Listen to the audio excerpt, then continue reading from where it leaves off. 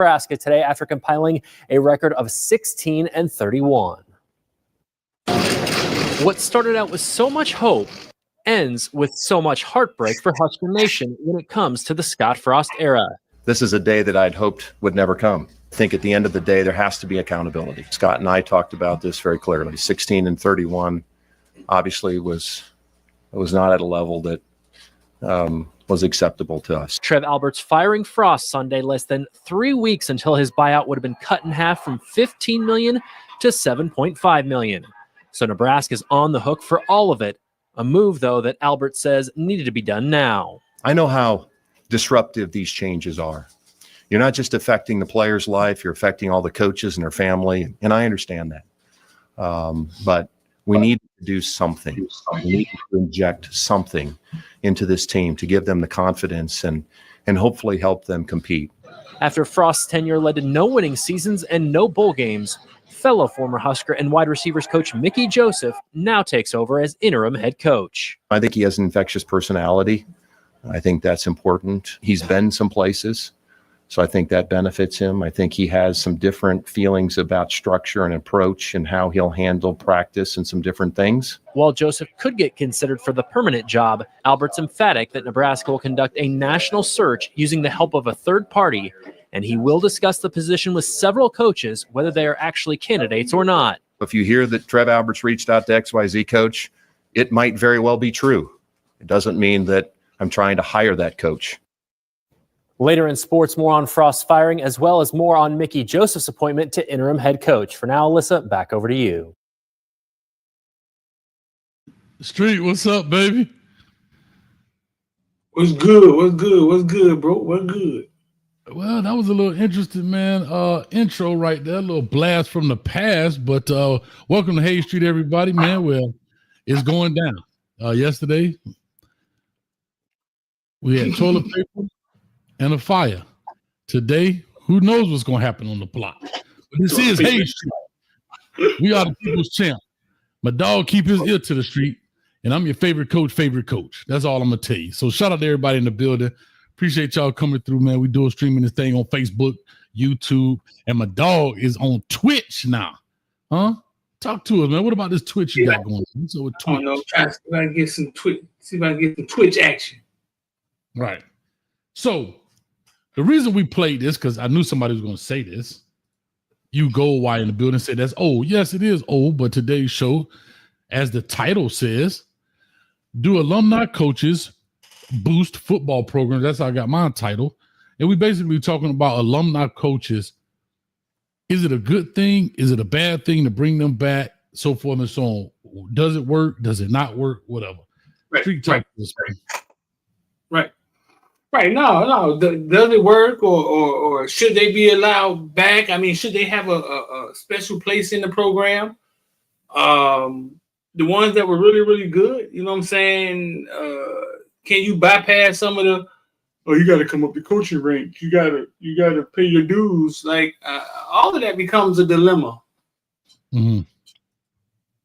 Yeah, I mean, you look at it, right? I think every coach worth his salt wants to bring his school back to prominence, right? And I understand that. We could look at people like Kirby Smart. We could look at people like Jim Harbaugh. We could look at those coaches who did well, right? They brought them national championships.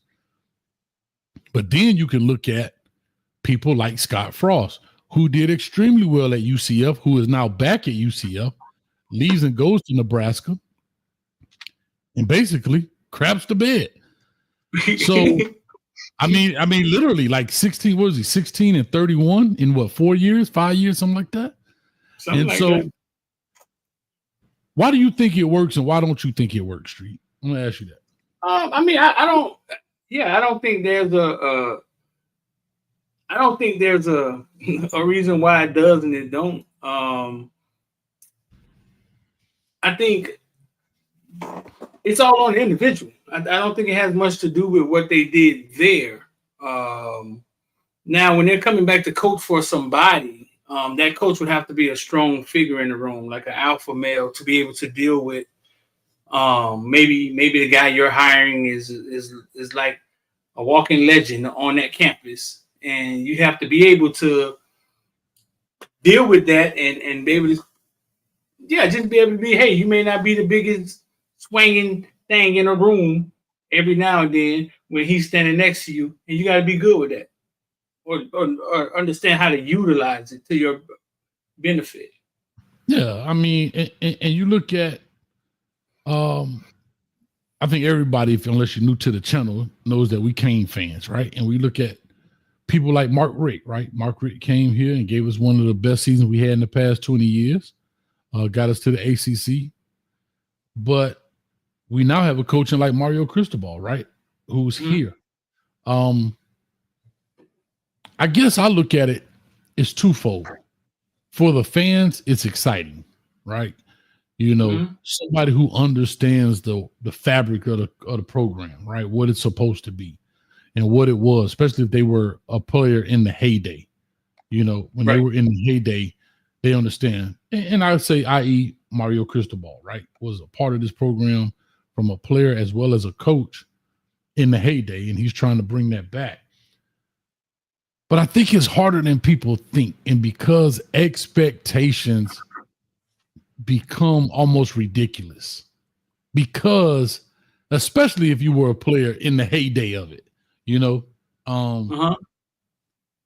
And I think that's part of also why Mario Cristobal is getting a lot of flack for a lot of the things that's happening right now. So, you know. What do you mean expectations? So explain, man. So Ed Reed comes back to Miami. What's the expectation? I'm sorry, say who comes back? Ed Reed. Ed Reed comes back to Miami. Hey, we do the press conference. What's the expectation? Oh, we're going to have the best defensive back room in the world. Every DB is going to be Ed Reed. Every DB is going to look like him picking balls off, flipping them back, snatching them out the man hand and taking it to the crib. And that's what happens, right? You know, that's the expectation, that you think that every player, I mean, every guy that comes in is going to turn this program around. We hear it. We need Ray Lewis, and we need this, or we need. It is only the alumni, that's who they cry for, who have done well at either other stops or played extremely well, like Hall of Famers, so forth and so on. You know, we hearing Warren Sapp needs to come back to the U. When we were in the coaching search, Butch Davis comes back. You know, well, Butch Davis went to FIU. You know, didn't look too tough. Yeah, but I think that's just normal fan stuff. Sure it is. I mean, yeah, we just hired a guy we didn't even know and ain't saying the same thing. Oh, he looks smart. He looks tough. He looks mean. Like, we don't even know who he is. You know what I'm saying? I think that's regular fan shit. But I think the expectations are bumped up a little bit when it's an alumni. That's all. I think that's what I'm saying. So, because you don't want to see him fail, right? You don't want to see him fail like a Scott Frost. Imagine what the Nebraska fan base thought, especially coming from UCF, doing what he did with the mythical national championship at UCF, and comes to Nebraska. Oh my God. Boy, you talk about crazy. I mean, I wasn't on YouTube at that time, but you talk about, I guarantee Big Red was going big nuts out there, boy. They was going crazy. Right. Yeah, but I mean, the fan crazy is just a thing, right? It is. I think that's just part of it. Yeah, I think that's just part of it. It is. It is. But like I'm saying, I think it's enhanced a little bit, right? It's like it's enhanced, you know. I'm trying to think here. What would be a great example? Jim Harbaugh going back to Michigan. He's a Michigan man, and he couldn't beat Ohio State the first couple of years, and people were getting mad. Then they end up cutting his salary, and then he ends up winning. He's the best ever. You know, that kind of stuff. Shout out to Norman for the dub sack round here between 305 and Hayes Street. We call that their little 20 twin. Not every former player is head coach material. Maybe Frost didn't hire the right assistants. To me, it's all about being able to form relationships. Okay, Norman, I'm going to pose a question in the street about that. Mm-hmm. He hired the right assistants at UCF. Right. And he took a lot of those same assistants like Sean Beckton and those guys with him to Nebraska. Why didn't it work, Street? Oh, I think it's like anything. I think there's a lot of things that come into play, and it's not just having anything to do with you being that being your alma mater. Yeah, I don't think that has a lot to do with it. I mean, Steve Spurrier was a Heisman Trophy winner, right, for Florida Gators. Mm-hmm. He came back and killed it for Florida, right? Mm-hmm. Patrick Gerald at Northwestern. I mean, I think he had a very successful career at Northwestern, right? Yeah, relative to for it to be Northwestern, I would assume. Yeah, of course. Yeah. So I don't think that has anything to do with it. I think a lot of things have to be in play. People have to have your back. I wouldn't say Randy Shannon was a star, you know what I'm saying? But I just think I think a lot of things go into it. Mike Gundy was a quarterback for Oklahoma State, right? He came back, coached for 20 years. Yeah. Yeah. Mm-hmm. I forgot about Randy. So Miami's had 3 former alumni come back and be the head man. Wow. That I can remember. Randy, yeah. So No, I got a question for you. So when you think about Ed Reed, right? Ed Reed, Lonzo Highsmith, right? Those guys, right? Mm-hmm. They come back to Miami, and then all of a sudden they leave. You know what I'm saying? Felt they wasn't being utilized correctly. Felt they wasn't a part of anything. They leave, right? Okay. As a coach, hey, you was a coach before, Hayes. As a coach, me from the outside looking in, I never coached anything. I believe having Alonzo Highsmith, Ed Reed in the building somehow benefits the program, right? Mm-hmm. If you say, well, playing defensive back and coaching defensive back are 2 different things. Just because Ed Reed was great as a defensive back, I don't know if he could be great as a coach with the chalk in his hand and writing the exit. Okay, fine. Maybe, right? But there are some things that Ed Reed can tell. There are some things that Ed Reed can tell. Were you mimicking me? Hold up. Were you mimicking me? Were you mimicking me? No. I'm mimicking the fans that just want to believe that Mario, you know what I'm saying, can do it without whatever. I believe that there are some things that Ed Reed could teach a defensive back, that Chevy Jackson, who played in the league for a little bit, I think, that Chevy Jackson can't. He may not be a better teacher, but there's some things Ed Reed I know for a fact that your defensive back coach don't. Okay. There's some value there regardless for me outside looking in. As a coach, you tell me, Hayes, why, how could having Ed Reed or Alonzo Highsmith around be a dilemma and not be beneficial to a program? Is there a scenario? Yeah. And again, I'm not speaking from any knowledge. This is a hypothetical scenario. Mario Cristobal being the head man, Scott Frost, whoever it is, it doesn't matter. Brian Hartline at Ohio State with Ryan Day, whatever. Okay, the scenario I'm thinking of, first thing comes to my mind is the alpha battle. Okay. As Mario Cristobal or said coach, whoever you want to put in that place, fill in the blank, takes on this job, he has a vision, right? He has a vision for this program. He was hired to implement this vision. You bring in people like Ed Reed and Alonzo Highsmith and so forth and so on, who have also done extraordinary things in their own right at those particular positions, post-football player. Like right. Ed Reed, of course, I mean, he played, but then you have like Alonzo Highsmith, who was in the front office for a long time, wearing a suit, that kind of stuff. So he brings a certain value.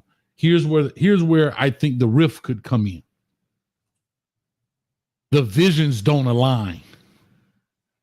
The vision doesn't align. I know you play for the U. I know that you're the great Ed Reed. I know that you're the great ex-player. I know you're the great Warren Sapp. I know you're the great Alonzo Highsmith, so forth and so on. But your vision does not align with what my vision is. And that could create a rift. For example, if Alonzo Highsmith walks in and says, hey, Mario, through my experiences, you need to do X, Y, and Z. But his vision is A, B, and C. Is he, as the head coach, willing to take some of those X, Y, and Z's and put them over here? Maybe he is, maybe he isn't. Maybe it's a total different vision in which he has. And he's saying, look, I was successful in my own right doing it this way. You were successful doing it that way, and I'm not comfortable doing it your way. And when you deal with a lot of alpha males, there becomes the headbutting. That's why in the jungle, there's only one lion in a pride, male lion. I'm saying, I kick your butt, you got to leave, and now I take over. But when you're in these work environments, it doesn't always work like that. But the head lion is the head man, and he has the ultimate say so at the end of the day. Right. It could be to his demise. It could not be. But at the end of the day, Mario Cristobal has to stand at that podium.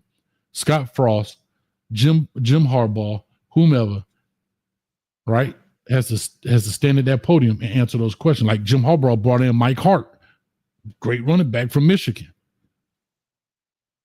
So we see that a lot. So maybe that's a scenario right there. I don't know. Right. But either way, you're men, right? And you, like, just because you were a big time player 15 years ago, I'm the head man now. We sit down and we talk, and I have the final say, right? Correct. As the head man, that's correct. So what could come out of that? You could walk out and, just like I said, you can sit at the round table street and you present your ideas. And if they don't align with what I want to do, again, I have the ultimate say so. And that's maybe not what I want to do. And maybe those guys decided to say, well, if my opinion is not valued, then I got to move on. It's like anywhere else. If you hired me to work with you at Footballville, it's Footballville. This right here is a collaboration. This is Hayes Street. We walk in together. But you say, Hayes, I'm going to hire you to be part of Footballville. And I come in and say, Street, I would like to do X, Y, and Z. But it doesn't align with the vision of Footballville. You have the final say so. And if I keep presenting ideas to you and you're not taking them or even taking a piece of them, I don't see my value. I'm going to go somewhere else where my opinion is valued.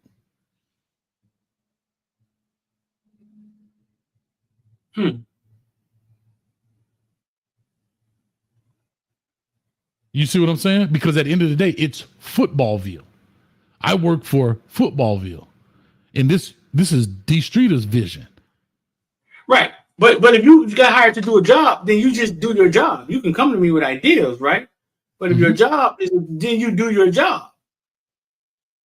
I'm doing my job, but my ideas are not being implemented. So then therefore, am I really doing my job? What is my value to this program if I'm not, if anything that I come with, and again, these are all scenarios, y'all. If I come to you and you're never implementing any ideas and that was your purpose of hiring me and nothing is being used, then what is my value to the program besides just collecting a check? Okay. So you're a head coach of a college. You get to be the head coach. FIU hires you, Coach Hayes. Right? Okay. As the head coach. Head coach.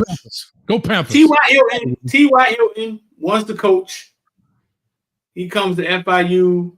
What's the other guy that got hired? What's the other linebacker that went to the league over there? Antoine Barnes, the number one draft.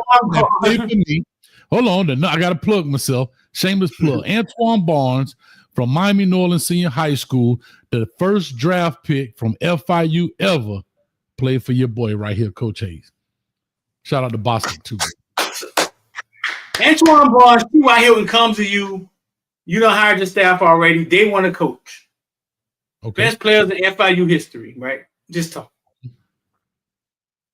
As a coach, you the head man. Beneficial of having Antoine Barnes and T.Y. Hilton on the staff or not? Definitely beneficial. Definitely beneficial.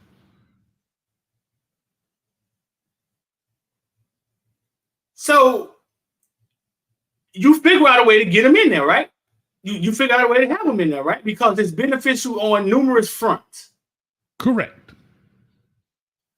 As a coach, why would you turn T.Y. Hilton away? The only reason I could turn him away is, like I said, if it becomes kind of behind the scenes where it's a constant riff, where it's a constant a butting of heads, it's not a fit. Why would you turn them away before you even get involved? What I'm saying is you don't even give them a chance. Like, why would you just say, be like, hey, man, listen, you need to go to high school first and come back? Oh, I think you need a little more experience. T.Y. Hilton. Yeah, I think that's a bad PR move, first of all. But that is a typical move maybe for some people that just want to get into coaching. That happens. But because it's T.Y. Hilton, he has the name, right? Because it's Antoine Barnes, he has the name. Because it's Alexander Bostic, they have the name. However, why you do that, the only thing I can say, it's a couple of things that could have happened in there. And I'll take Miami, for example, because I have a little more insight on that. But let's just use FIU to stay there. Let's say Antoine Barnes wants to come back. And this is all hypothetical. I got to make sure my dog keep his name clean. But Antoine Barnes was a part of this stigma when a lot of bad things was going on at FIU. And, it was some money being exchanged, the bag man, and that kind of stuff. So the university says we have to distance ourselves. Right? It would be no different if, to take a very recent situation, Kyron Lacey right now from LSU. He just gets off, he serves his time, whatever's going to happen to him, and he goes back to LSU and say, I want to coach. He's Kyron Lacey now. Do they touch him right away? No, they don't touch him right away. Right. But that's if there's a problem. I understand that, right? Okay. So you're saying that if there's no problem, there's few reasons that you wouldn't hire T.Y. Hilton. Very few reasons. There's very few. Yes, there's very few reasons. It's stuff like it may be something personal, whatever. Whatever it is, it may be a justification on my behalf that's behind the closed doors that I will probably never disclose because, but there will be a reason. I don't see why you would not. Correct. So the dilemma at Miami, bringing on former greats, because there's so many of them. I looked up Andrew Swayze the other day. I was like, hey, tell me all the guys that Andrew Swayze trained went to the NFL league. I'm going to do a video on it. Okay. It was so long, I can't even do an Instagram video on it. Too many names to name, that many greats that came out of the University of Miami. Now, I can understand if you start giving out $500,000, $600,000, $800,000 checks, right, to former guys, right, you're going to get more guys that want to come coach. Say that again. If you give out 500,000, 600,000, okay. You start because these jobs are these jobs are high paying jobs. There's some good paying jobs. If you start giving them out, then you're going to get more people want to come and coach, right? So you would have to manage that. So that could be a dilemma, right? So it's almost like you create a something. Hey, Jason Taylor coached every level. That man coached Optimist. He coached high school. You know what I'm saying? He's not alumni, but I'm just saying he's a gold jacket there, but he kind of paid his dues. I can see that being a dilemma. It's so many Hurricane greats that came out of Miami. But other than that, you're the head coach at University of Miami, Hayes. Is there a reason like Ed Reed wouldn't be around? Like is there something? Is there a way that it could be? I know people that know Ed Reed. The word Ed Reed and asshole never went together. Now, I've heard him speak his mind. I heard that. Some people can't handle that. Yeah. Some people don't want pushback. Some people, because I'm the head coach, you have to respect that. Right. And I'm not speaking of Mario Cristobal. I'm just speaking in general. I've known some coaches, even at the high school level. I'm the head coach. Do as I say. Don't get no pushback.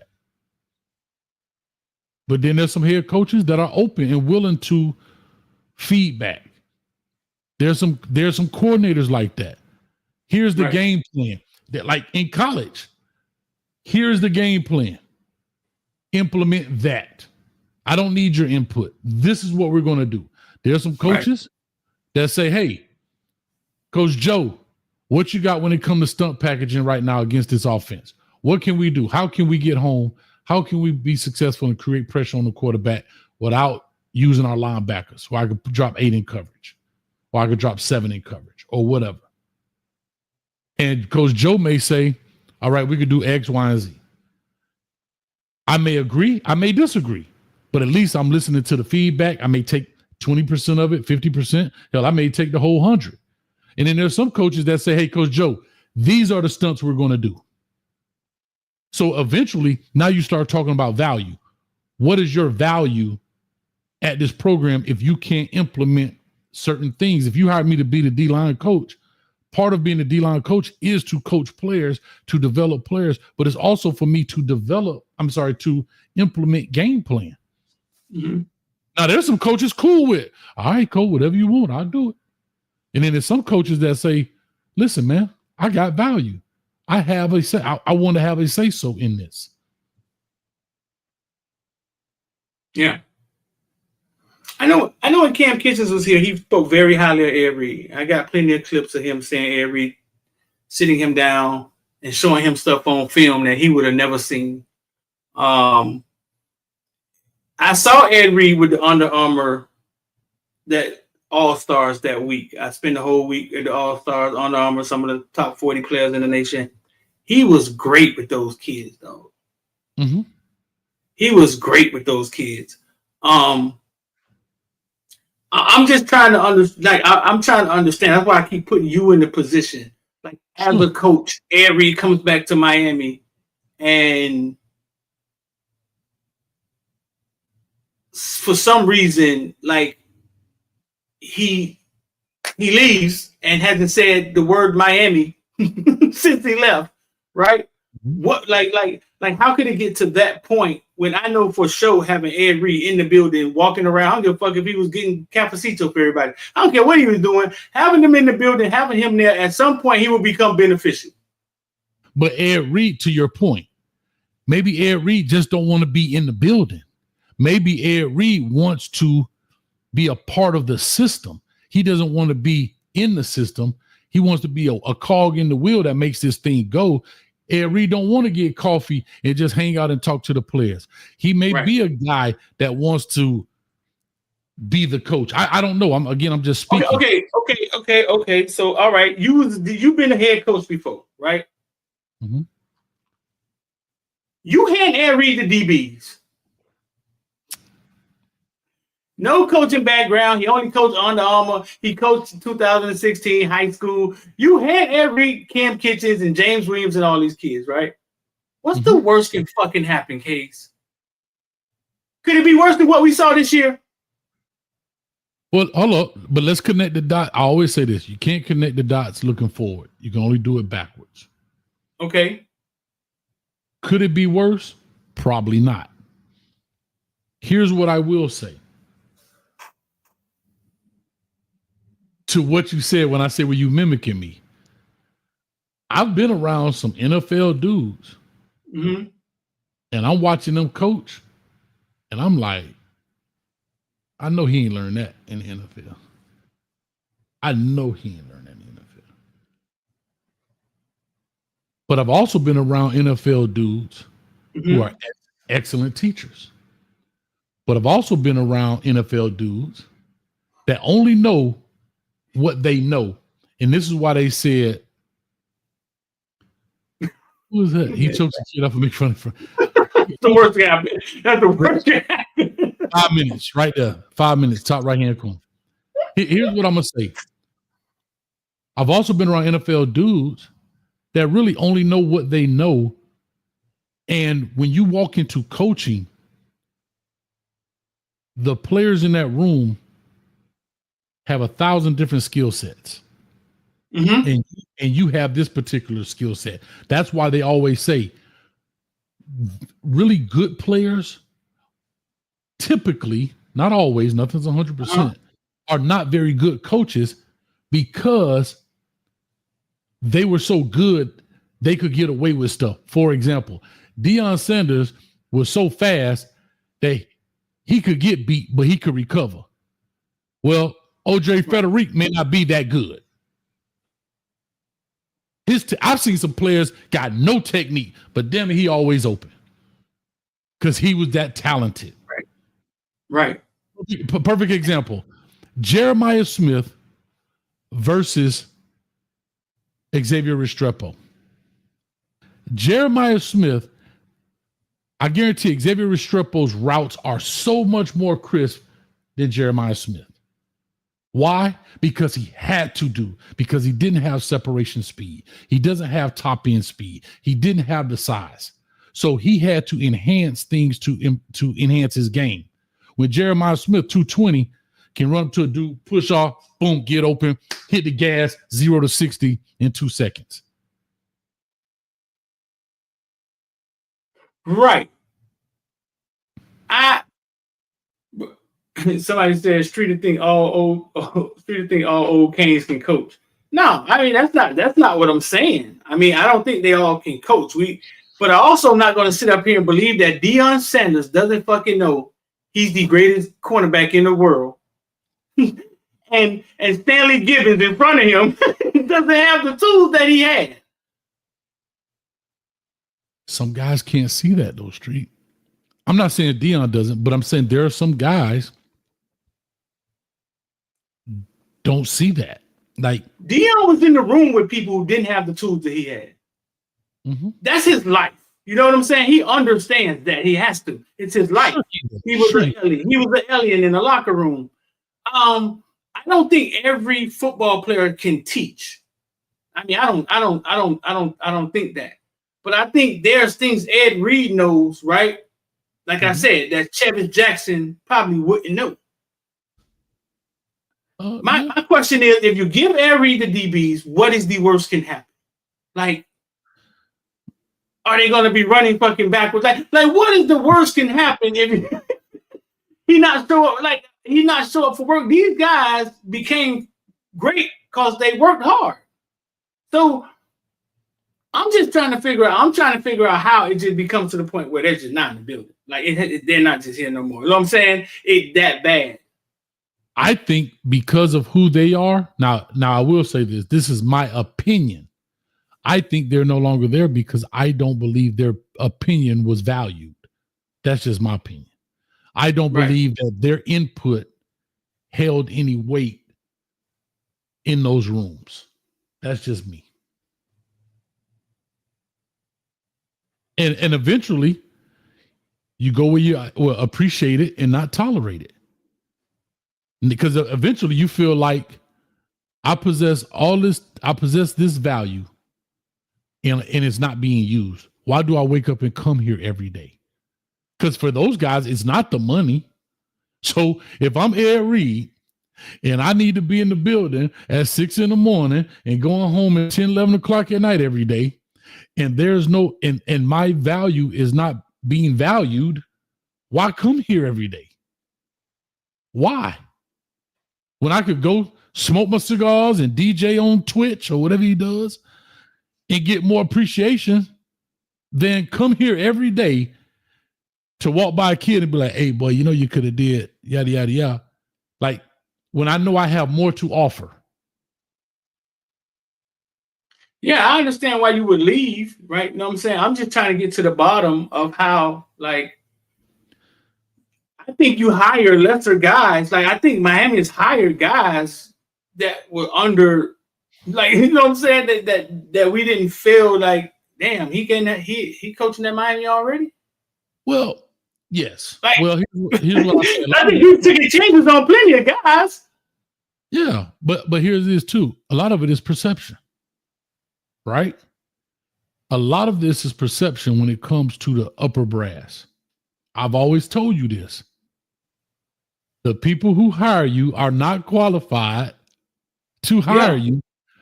So how do they know? So if I go out and hire Ed Reed, yeah, they may be enamored with, he's a Hall of Famer. I go hire Warren Sapp. Yeah, he's a Hall of Famer. Can he coach? Can he coach? It's just like when a coach brings a player in, right? You know, and I know that. What was the young man that went to Texas A&M? I want to say Tommy Ford. That's not his name.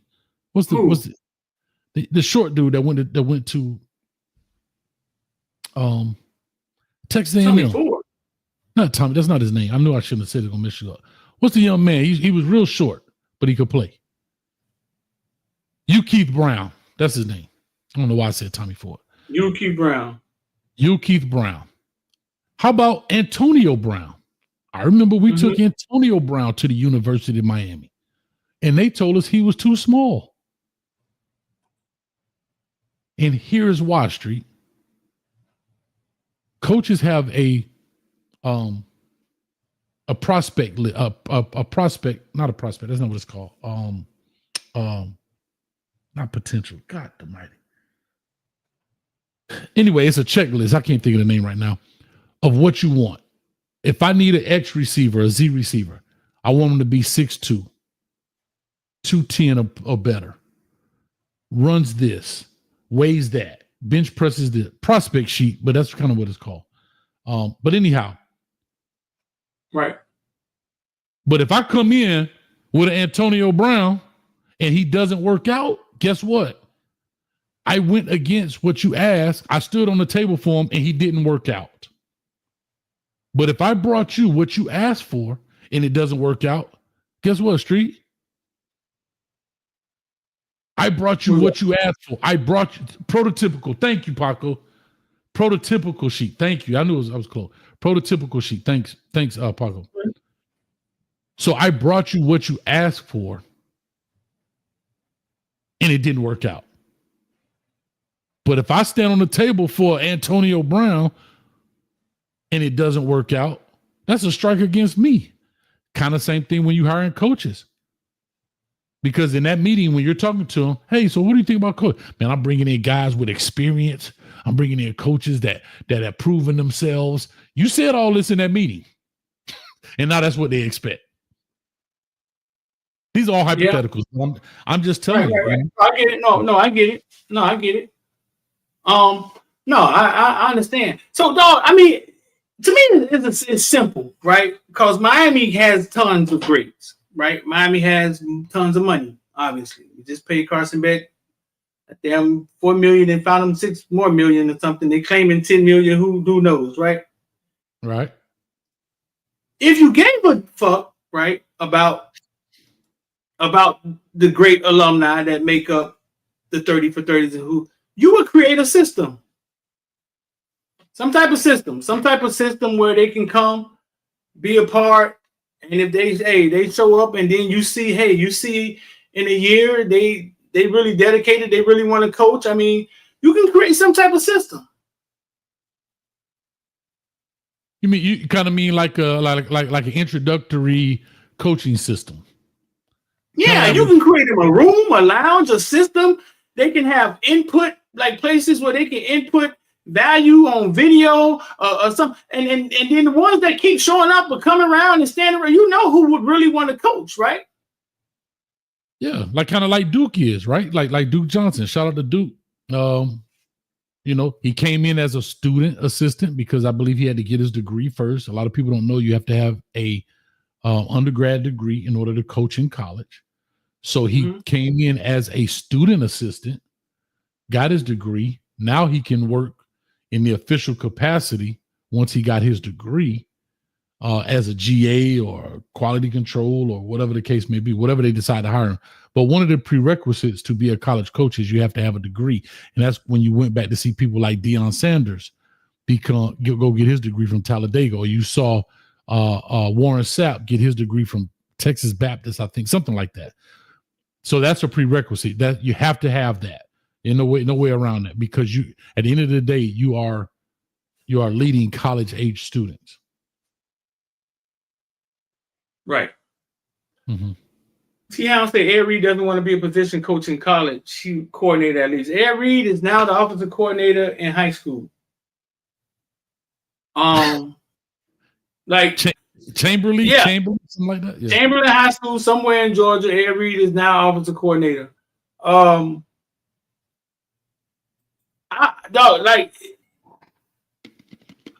just saying, like, I can't see Alonzo Highsmith, who's been in front offices all over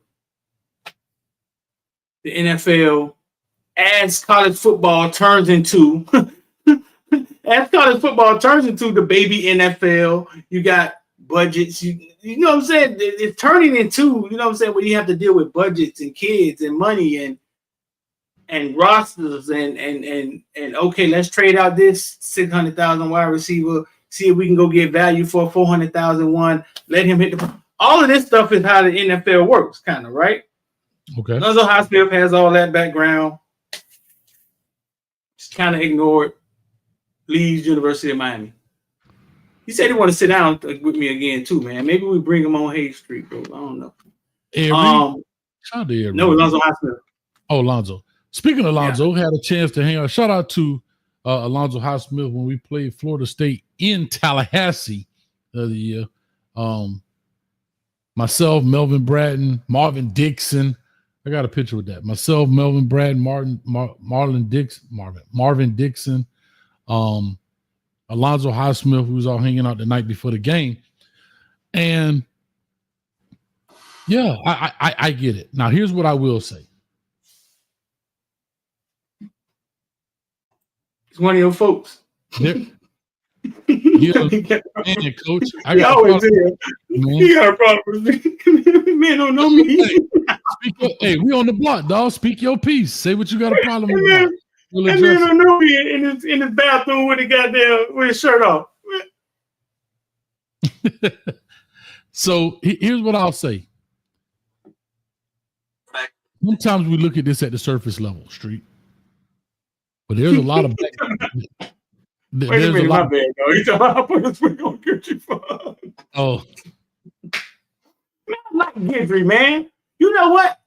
Real fast, Hayes.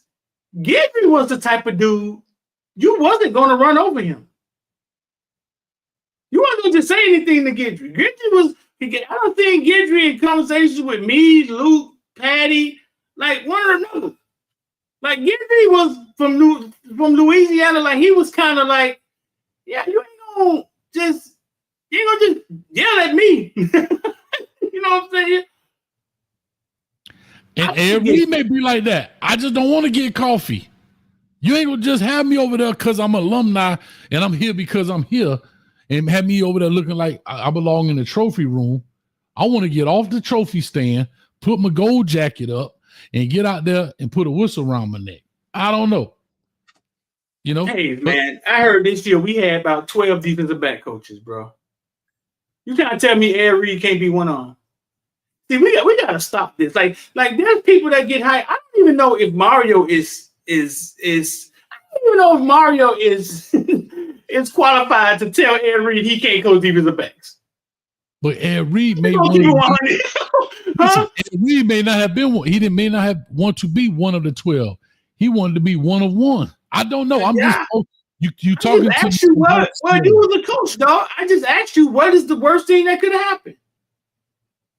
I told you. Like looking forward, It couldn't get no worse. You're right. You're right. Right. This coach, that Heatherman that they just hired, somebody put the stats next to each other. We wrote an article in the Villa membership. And yeah, we gave up the booty. Like, we gave up way more than the Minnesota gave up. Like, we gave up more touchdowns, passing touchdowns, yards. That's what I'm saying. Like, a lot of these coaches, we are taking a chance on them. Yeah, every year you take a chance. Bro, Nebraska took a chance on Scott Frost to duplicate what he did at UCF and literally never got out the bed. Like, all of these are calculated risk. There's never 100%, right? Everything is, when it comes to coaching, because there's so many variables, everything is a calculated risk, right? Who says Ed Ogeron would have been out of coaching 2 years after having arguably the number one team in college football ever? Think about that. Who said that Ed Ogeron is getting walked out the door 2 years after having arguably the best college football team ever? So nothing is 100%. It's all calculated risk. And going forward, you don't know what the future is. It's all calculated. It's all calculated risk. And a lot of times things are calculated because of past history. Back to my analogy. You know, I'm the analogy king. I'm gonna get a shirt. It says, you need surgery. Do you take the doctor that was 30th in his class with 30 years of experience, or the doctor that was first in his class and you his first patient?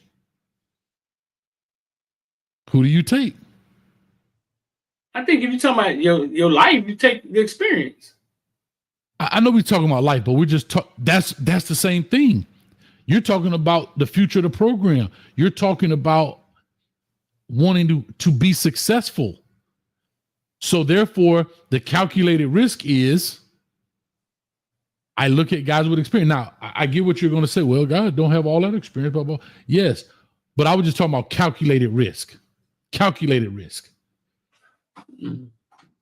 Mark Rick. I remember the night I found out Mark Rick's son was calling the plays. John Rick?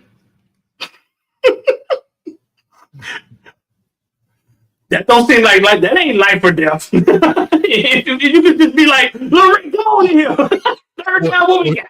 Nope. For his family.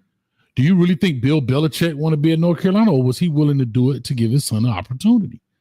We all sacrifice. That's what I'm saying. That's what I'm saying. So it ain't that serious. I know. I just use that analogy. Yeah. Huh? I just like to use that analogy because it forces you to no, I know what you're saying, but what I'm saying is, in reality, in football, we've seen situations where it ain't that serious. Like, it ain't that serious. Like, we trying to figure out if Avery really want to coach, if Warren Sapp really want to coach, and then your nephew need a spot, or your son need a spot, and it's like, give him the quarterbacks. It ain't that serious.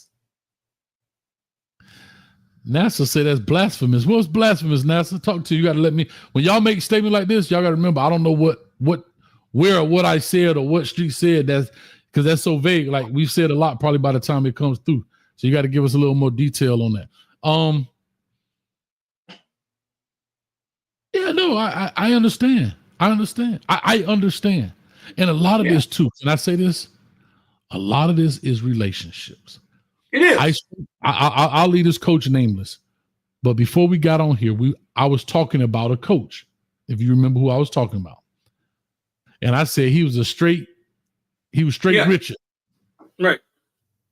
That dude has had a job for the past 25 years between two people.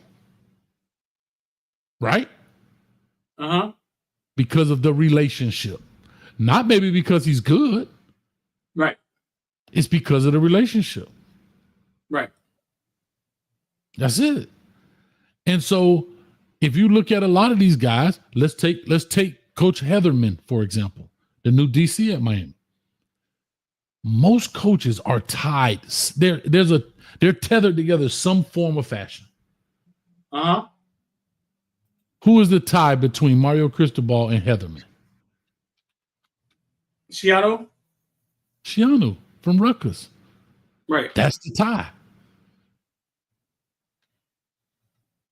Even Right. though Mario Cristobal has Ed Reed or Warren Sapp, what is their relationship?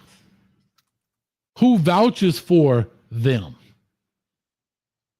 I understand they got the gold jacket, but who vouches for them? The world? Football history? Oh, the argue the best team. That's why I said arguably. I just want to put that out. Of course, we know the Canes are the best. I get you. I shout out to NASA in the building. Matter of fact, can we start something right quick? Can we do something right here on Hayes Street? We got 867 people in the building. Can we get 867 people to put hashtag wholesome to the youth? I'm dead serious. If we got a platform to help a brother out and he loves the U, he's in Minnesota, and let's use that tie to the defensive coordinator, Coach Heatherman, right? To bring Wholesome to the crib. And I'm gonna stand on business. My dog Wholesome from Miami, he knows the area, he knows the high schools, he knows the coaches, he knows the players, and guess what else he knows? He knows that man's defense. He knows that man's defense. So can we get a hashtag? I'm gonna start off right now. Hashtag wholesome to the youth. Well, I mean, it's no brainer. Why didn't he bring him with him? Like, why didn't he just come with him?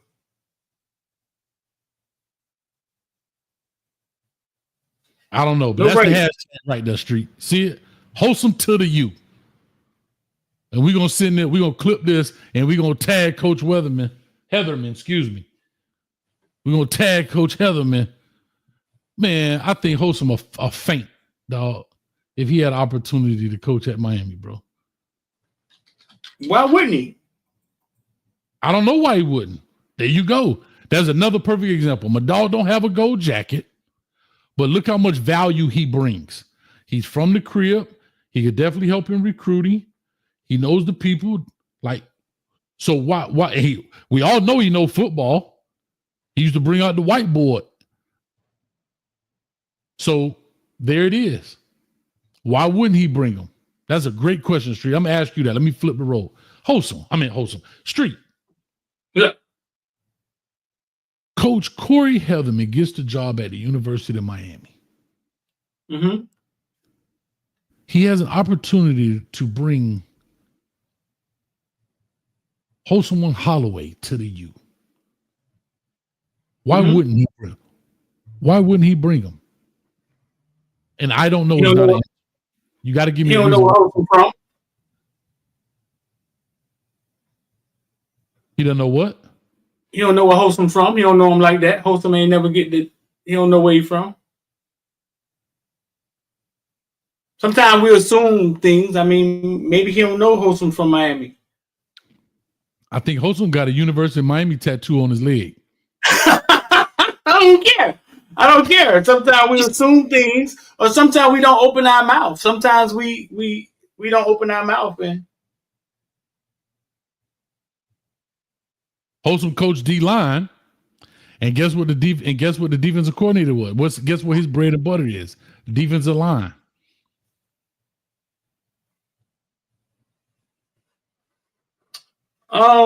Yeah, I mean, why not? Yeah, why not? If he can bring his own people, if he's allowed to bring his own people, some people. I mean, Wholesome is what, a GA over there? I think he's a quality control, maybe an analyst. I'm not sure. But here's the deal. He's not, I'm not saying they're going to bring him as a position coach. Of course, we love that. But we know here, I don't want to say off the field role because that's not really like it is now, but we're just going to use that term to identify why my dog can't come in as an analyst or, I don't know, quality control, however you want to term it. Because here's the deal. My dog went to he went to Minnesota and went and knocked on the door. And Coach Fleck gave him a chance, and he been there. So that means he ain't found. Yeah, that's how that happened. That's usually how a lot of entry level positions happen. I did that at FIU. I called Frankie P. I called Dougie P, which is Frank Pond's brother. He called Frankie P. Frankie P told Cristobal. Cristobal told me to come, and that's how entry level stuff happen. Because you don't cost them nothing. You're not a big. It's not. You know what I mean? Like ain't no press conference for Coach Hayes going to FIU. You get paid? Yeah, his position. Yeah, he definitely get paid. Mm-hmm.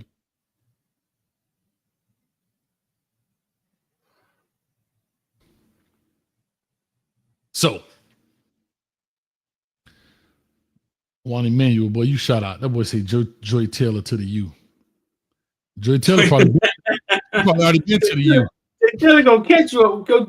Jason Taylor gonna catch y'all talking about his sister, dog. You might better say Joy Taylor back to the U. He's probably been there already. Shout out to Joy Taylor, man. I ain't mad at him. So that's how I see the street. 936 people in the building. Let me get a hashtag host them to the U. Host them to the U, dog. Bro, host them still back in Minnesota, huh? Bro. Yeah. Bro, you from the crib, you get to be by your family, you know the layout of the land. You got value. So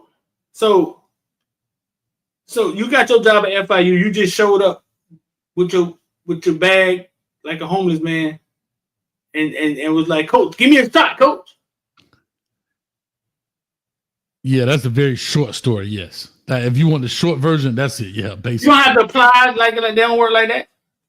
No, ain't no LinkedIn page where you go to application. Mm-mm. Nah, because I get phone calls from people and they be like, "Street man, I want to coach college. How do I get on?" And I be like, "Coach Hayes, though, he tell me all the time, boy, you gonna have to give up a left finger, or a pinky toe, or something." Yeah, it's not. You have to know somebody. You have to know somebody, and I think that's the problem. People don't realize how this coaching thing works, right? They don't realize that you got a few guys, Jimmy Sexton, a couple agents, right? That are the link. Picture it kind of like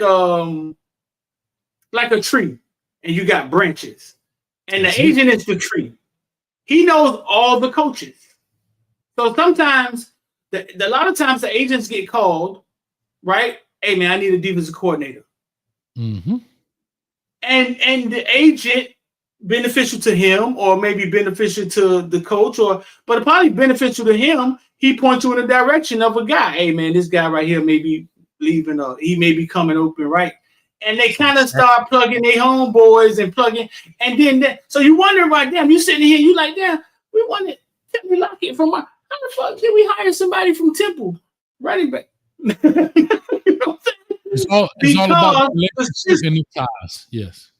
Yeah, and I get it. I understand it. I get it, because you have to be a part of that to be a part of that. Mm-hmm. You're going to tell Jimmy Sexton no, right? When it may be one day you're finna get fired, and Wake Forest is calling. Right? You did him a favor, he do you a favor. There you now you talking about why things don't move, because that's what I was talking about, the backdoor stuff, meaning you don't know what favors are being called in at that particular moment. Yeah. And that's so on the surface level, it looked like a dumb move, and it may very well be. But when the man say it's time to cash in my favor, you got to cash in that favor. And that's kind of what it is. So to your point, it's very few coaches that you can look at that are not tied somewhere or another. Here's a perfect example. Oh, yeah, right. It's starting to make sense. Starting to make sense now. Yeah, no, it's starting to make sense now. Because if you hire a Philip Buchanan, he's not a part of the circuit. Mm-mm. No. You just went rogue on the whole goddamn mob. that long. There you go. And so, because remember, if Jimmy Sexton, for example, says, hey, I want you to hire Reggie. I'll just use Reggie, for example. And you go hire Wild Dog. When it's your turn, when Steve Sarkisian or Lane Kiffin called Jimmy Sexton looking for an offensive line coach, he gonna skip over your name because you didn't do what he asked you to do that one time. That's the leverage. But I'll go back to our DC.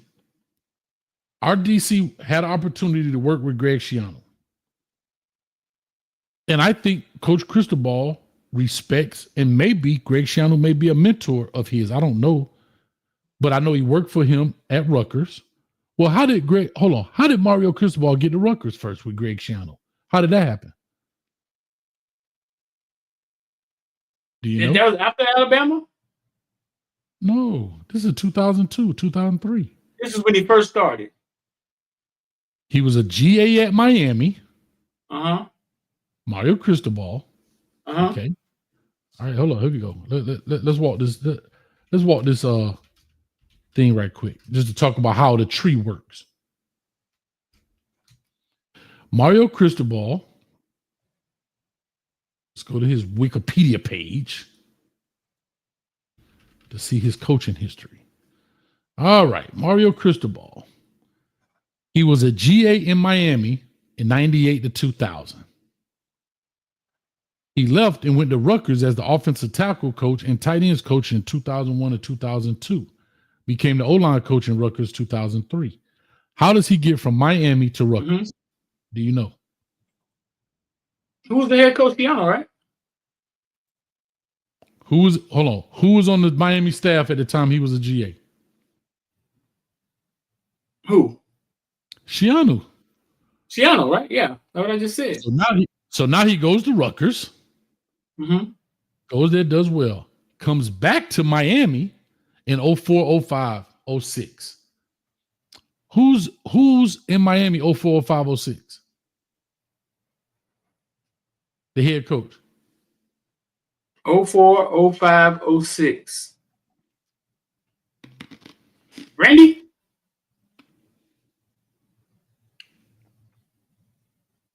No, Larry Coker. Coker was there in 06? Coker stayed around that long? Coker was there for a minute. Yeah. Yeah. I don't know why I thought after the debacle with Ohio State, like he was going after that. I don't know why I thought that. No, he was there for a minute. Larry Coker coached in Miami. Yep. 2001 to 2006 as the head coach. He was the OC and quarterback coach from 95 to 2000. Damn, Coker stayed around that long? Yes. Now, how does Mario Cristobal get the job at FIU? How does he become the head coach at FIU?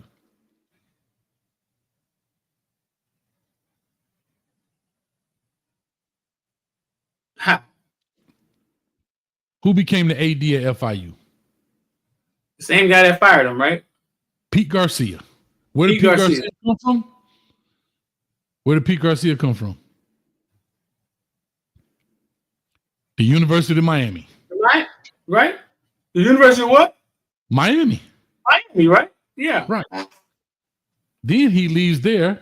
Remember, he went back to Miami with Al Golden for a month or whatever, and then he goes to Alabama under Nick Saban. Right? Yeah. Put up that picture. Okay. And just keep talking.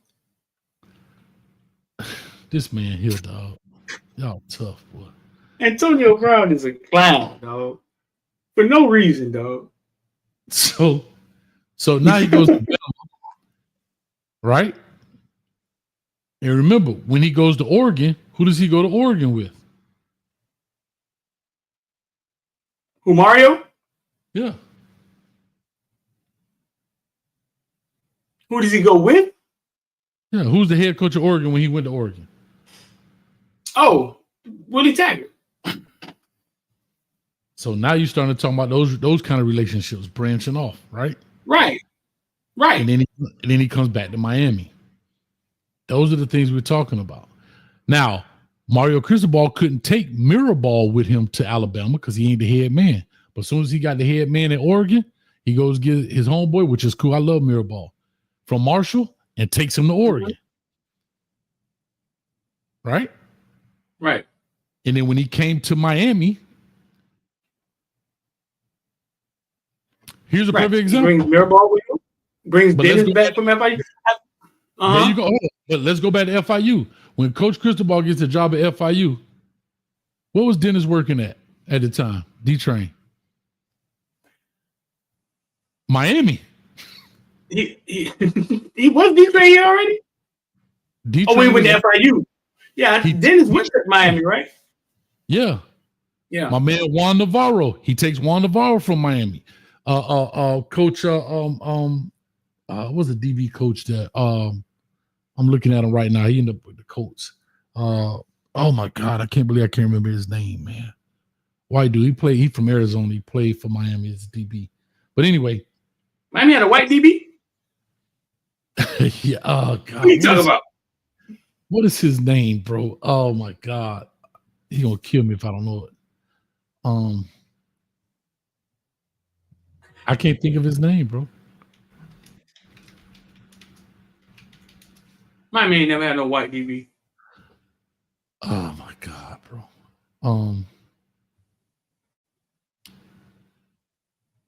I cannot think of his. I cannot. Chuck. Hold on, here we go. I got it right. You might say Chuck. No, I'm gonna tell you right now. Do they got coaches on here? But anyway, I mean that's how it works. That's how it works in that sense, man. And that's just really how it goes over time, you know. Systems, dog. Systems. It's no different in the corporate world, though. It's no different in the corporate world. No, systems. I mean, them people are always creating systems. They're always creating systems that, yeah, bro. Like it's almost like an art that we never understood. Like there's always a system.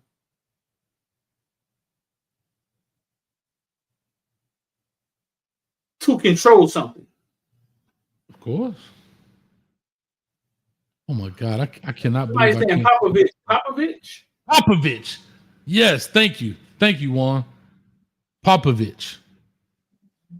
Jeff Popovich was his name. Yes, Jeff Popovich. Thank you, man. Thank you, Juan. Jeff Popovich. Thank you, Super. They said Coca was the longest tenured coach in Miami history. Yeah. Man, get out of here. So, speaking of Antonio Brown, another shameless plug, played for me too at Miami Norland. He was our quarterback. Coach got him. I got a list now. Shameless plug. Shout out to Duke Johnson, played for me at Miami Norland as well. Duke. Jeff Popovich. How could I forget that name? Yes. So that's how it all ties together, bro. It's literally a web, and it's all about and trust. This all started because we was in the what's going on, dog? So we was in the membership, our villain membership today, and it was two sides. It was a side of Ed Reed and Lonzo Highsmith, like, come on, they have to have value in the program, and then the other side was saying, hey, maybe the head man don't see, you know what I'm saying? They don't see eye to eye, or maybe the head man has another vision, and we kind of went back and forth, and it was hard for me to see that, like, okay, like Ed Reed, even if you say, hey man, great players don't make great coaches. Maybe they don't know how to coach slow people. They don't know how to coach, you know what I'm saying? Like, even if you say that, right? You're not going to convince me that Ed Reed doesn't have something that this guy you about to hire from fucking San Diego State. Yeah, Street, real quick, I just want to say part two. I see another lighter back there. If we see a fire don't pull a fire alarm in your building if you live one. We got it under control. But bro, these people had a controlled fire on the sidewalk in front of the bodega, dog. They was chilling with it too, like. Bro, right there where that blue comforter is, right there where that blue comforter is, was a full fire, and the lady was standing in it. Was standing in the fire with her Timberlands on, bro. But anyway, yeah, no, to your point, Street, no, you're 100% right. And that's just how it works, right? And let's go to Dion for a second. He called Sal because that was his dog, right? Mm-hmm. Huh? Yeah. Well, I got one. Let's speak of Swayze. Why don't Swayze, as many people as you say he coached and all that stuff, why was he coaching at Columbus High School? I'm not trying to downgrade what he was doing. What I'm saying was when Mario came there, why not put the band back together? I don't know. I can't. I'm only saying that to say I don't know. I don't know. I mean, because he still was training. He was still training kids. He was at Columbus. He was still training.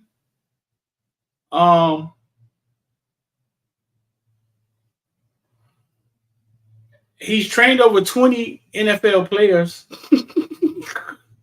It's kind of crazy.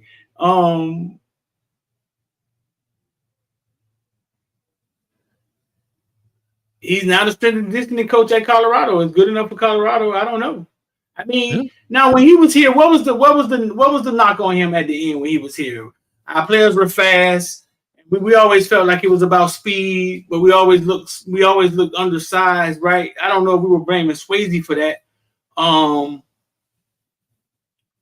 But I just think it got to a point where it was like, okay, it's time to do something different.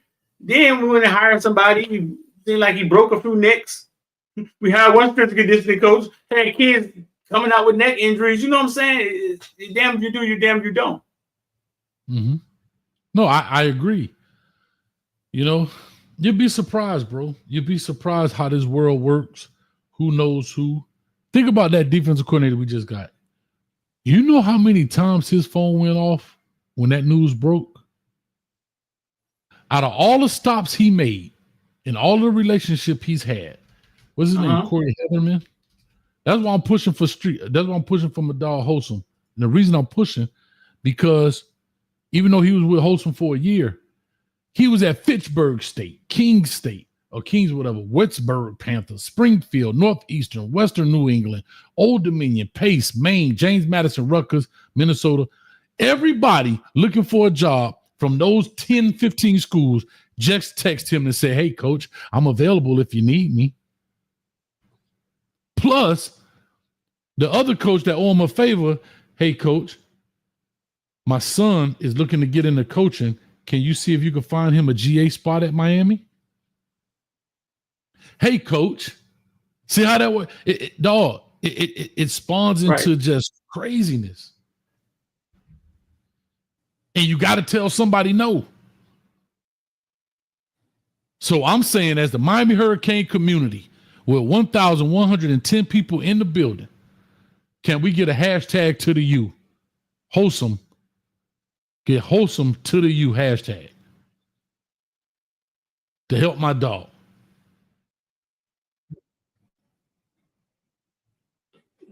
Why not? Why not? Like, hey, why not my dog? Why not? Why not?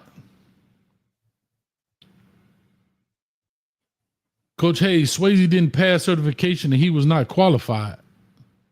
Hell, he was at Miami like 10 years, wasn't he? What certification didn't he pass? I put that up there, right? Like I don't know where that's, I don't know like if that's true. I don't know if it even makes sense to me, right? But when I typed in players that Andrew Swayze trained, go to the NFL. Ed Reed, Ray Lewis, Sean Taylor, Clinton Portis, Willis McGahee, Andre Johnson, Jonathan Vilma, Vince Wilfork, Jeremy Shockey, Kellen Winslow, Brian McKinney, Frank Gore, Antrell Rowe, Philip Buchanan, DJ Williams, Ken Dorsey, Greg Olsen, Devin Hester, Calais Campbell, Lamar Miller, Allen Hurns, Travis Benjamin, Brandon Mayweather, Sam Shields. And when I text Williams and said Swayze just got hired by Colorado, you know what he said? Colorado just got better.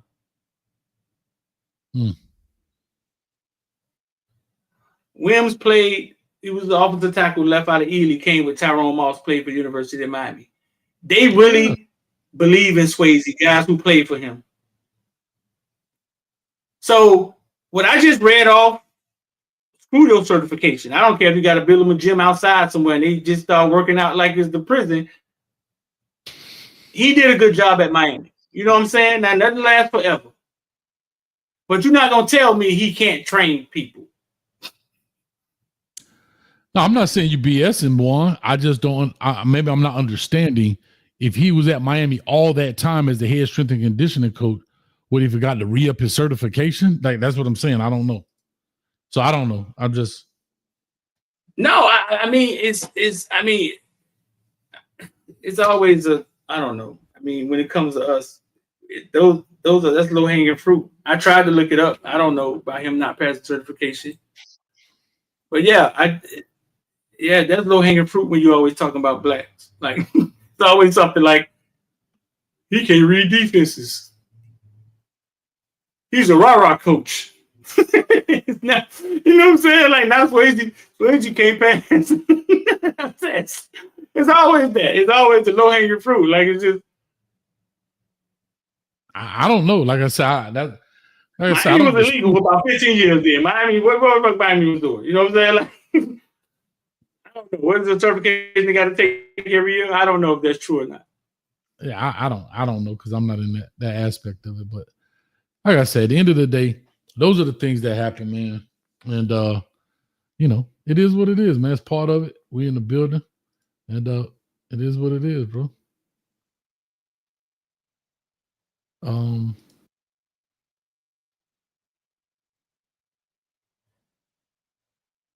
Yeah.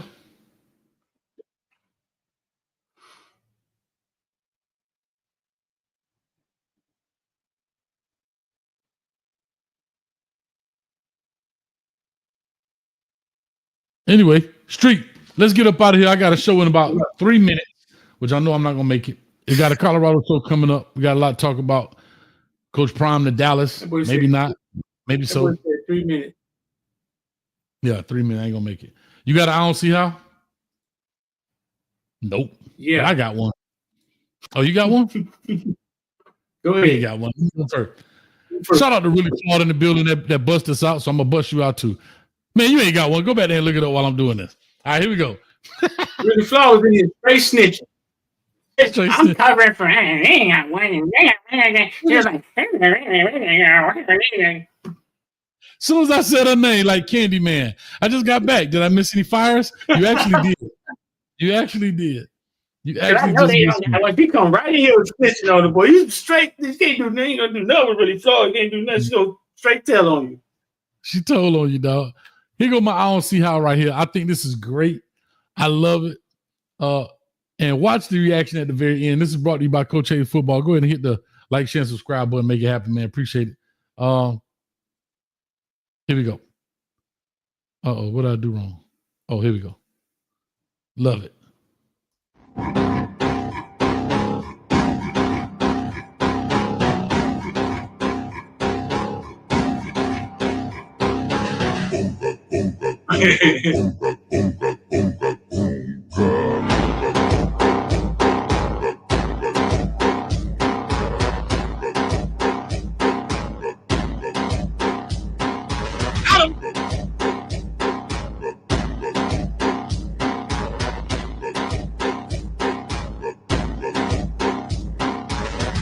Look at that face.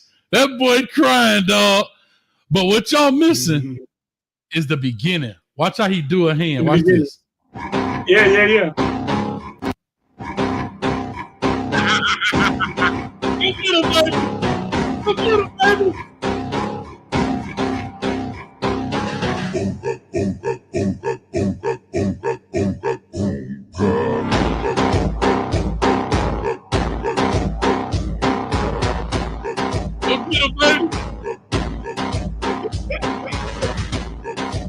choked him out. Choked him out.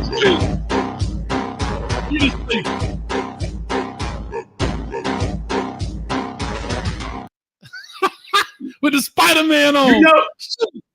You follow them on Instagram? Nah, this just came across. I don't even know what this is, bro. That's the daughter. That is the daughter. That's awesome. Who is this? That's the daughter of a fighter. And he narrates the fight. Dog, it ain't great on Instagram. He narrates the fight. He's a fighter, right? And his daughter does MMA. And she goes in there with no emotion, like you know what I'm saying. And she can choke people. She's good at it. I'm gonna find their name. I don't know their name on Instagram, but I follow them. She has a lot of fights on there. She gets beat sometimes too. I just love the way you know what? It was the innocence of, I'm just here. You taking it that serious, but I'm that talented. And I came out, choked the dude out, and then when she won, she just ran off like an anime character, had her arm behind her back. Ah! You know what I'm saying? No, it's like she just be out there for the fun. Like, it don't be serious. It don't be serious. I don't seen her down and out. It don't ever be serious for her.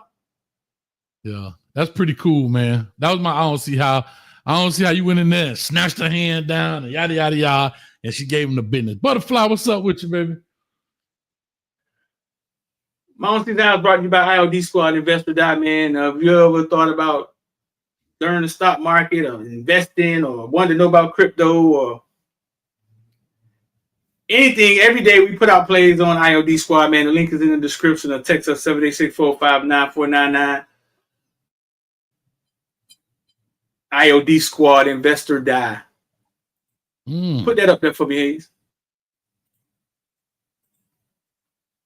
Oh, Lord. Oh, Lord. Lord Jesus, there's a fire.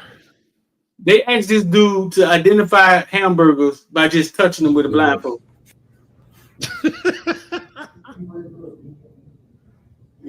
It's Burger King. Burger King, you got it right. What sandwich is this? Why is blindfold so thick? Yeah, this Wendy's. You got That's right. his shirt. All right, what sandwich You can is this? smell it. Oh,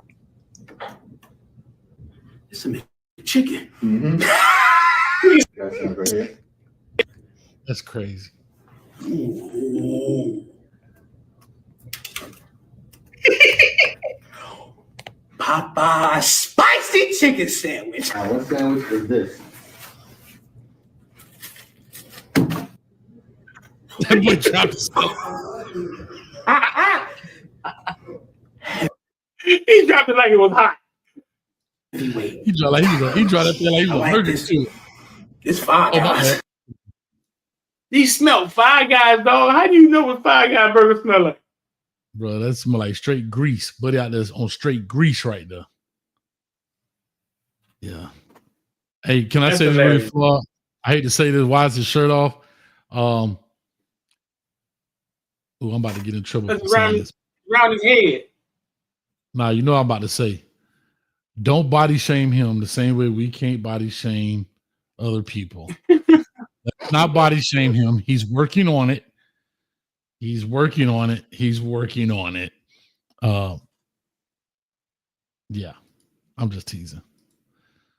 And now he do need to put a shirt on though, for real. He talking about he got boobies. He ain't got boobies. He got a bust. Remember the old school word? He said he got bust. Before we get out of here, man, Coach Hayes' mom was so tall, Jesus could play her hair. You look, ain't got no buttons to push over here. Ding dong.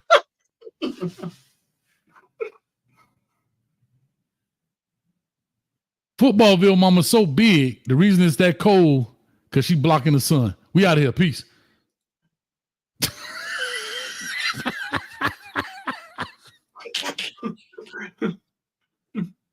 Hey, y'all keep checking me out, man, on Prime Time talking about actually 15 minutes, man. Come on. Coach Hayes' mama's so fat, when she get on the scale, they start singing, "We are the world. We are the children. And We are the ones to make a better day. So let's start living. giving. There's a choice we're making. Just put your nose in eyes. Yeah, you didn't even know the scale had speakers. You and me. When you're down and out and you need a broken heart. Oh, my bad. Peace.